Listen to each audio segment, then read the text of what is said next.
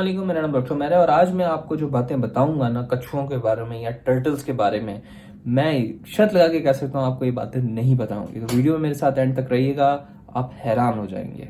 Turtles के मतलब तो यही मशहूर है कि जी ये कछुए जो होते हैं वो एक किस्म के शेल में रहते हैं। ठीक है जी, उनका एक शेल होता है, उससे टांगे निकल रही होती हैं और इस तरह ये रहते हैं।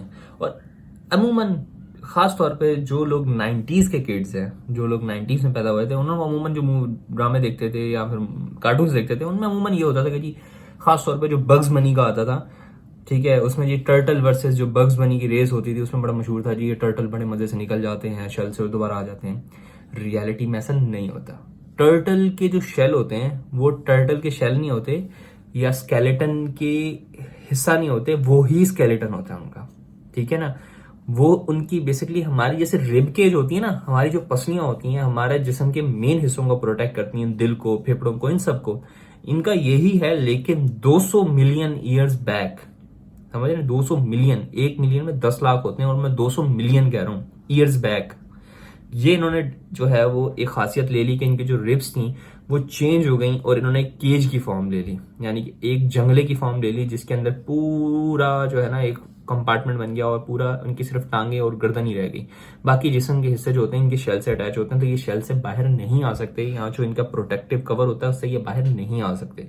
तो जिस तरह कार्टून में हमें दिखाया जाता था वो रियलिटी नहीं है। सबसे पहला फैक्ट। दूसरे फैक्ट को समझाने के लिए मैं आपको अपनी कंप्यूटर की स्क्रीन पे लेके जाता हूँ और आपको एक चीज समझाना चाह रहा हूँ कि अंदर होता क्या है, फिर मैं आपको बताता हूँ ये क्या चीज है और इतनी सरप्राइजिंग चीज मेरे लिए क्यों थी। अगर आप यहाँ देखें तो आपके सामने जो ये नजर आ रहा है ये बेसिकली एक टर्टल की एक जनरल सी डायग्राम है। ठीक है ना, 300 से ज्यादा स्पीशीज या 300 से ज्यादा अकसाम के टर्टल्स पूरी दुनिया में पाए जाते हैं और ये एक जनरल बनाया हुआ है। ठीक है, इनके जो लंग्स होते हैं वो मौजूद होते हैं इनके शेल के अंदर, जो मेन चीज मैं आपको समझाना चाह रहा हूँ। और इनके नॉस्ट्रल्स होते हैं, नाक के जो छोटे छोटे वो होते हैं, आपको मैं बता रहा हूँ, जिससे सांस लेते हैं लोग। आप भी ये समझते होंगे ये अपने नोज से सांस लेते हैं, लेकिन मैं आज आपको एक मजे की चीज समझाता हूँ जो कि आपने शायद सोची भी ना हो। ये लोग अपने इनमें से कुछ, ठीक है ना, कुछ प्रजातियां ऐसी हैं या कुछ स्पीशीज ऐसी हैं टर्टल्स की जो कि क्लोएका, यानी कि अगर हम मेल्स के लिए मतलब ह्यूमंस के लिए कहें तो वो अपनी बट से सांस लेती हैं। अब ये कौन से टर्टल्स होते हैं? आपको लग रहा हो कि शायद मैं मजाक कर रहा हूँ या ऐसी कोई बात कर रहा हूँ, तो आप इवन विकिपीडिया पे भी जाके देख सकते हैं कि ये चीज मैं मजाक नहीं कर रहा, it's a reality. They can breathe.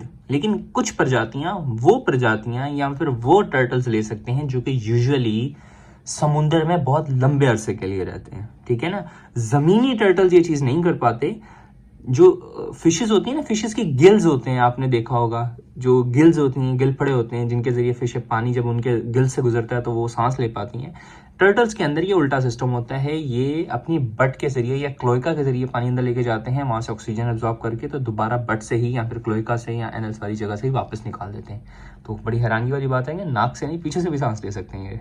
ठीक, ये हो गया इनका दूसरा फैक्ट। तीसरा वाला तो मैं कहता हूँ आपने सोचा भी नहीं होगा।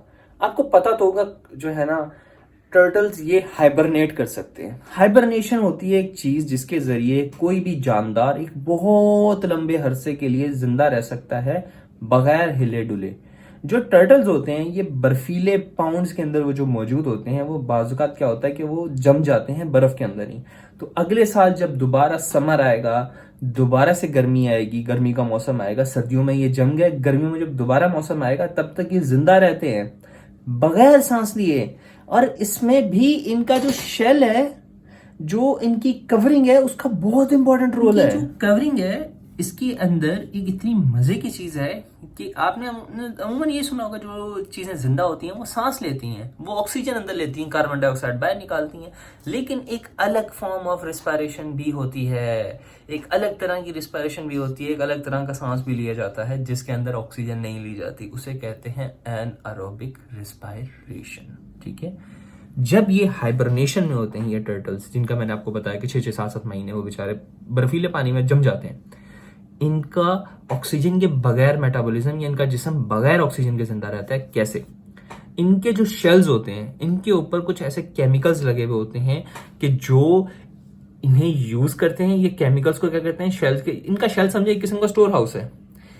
ये क्या करते हैं, लैक्टिक एसिड जो पैदा होता है उसको स्टोर करते रहते हैं, अपने शेल के साथ चिपकाते रहते हैं इनका जिस्म, और क्या होता है, दूसरा कंपाउंड जिसके जरिए ऑक्सीजन के बगैर इनको एनर्जी चाहिए, ग्लूकोज चाहिए, वो क्या करते हैं, वो उसके ऑक्सीजन के बगैर वो एनर्जी या ग्लूकोज शुगर तोड़ते हैं, यूज करते हैं, और जो एक्स्ट्रा चीज होती है वो उसको शेल में चिपकाते रहते हैं।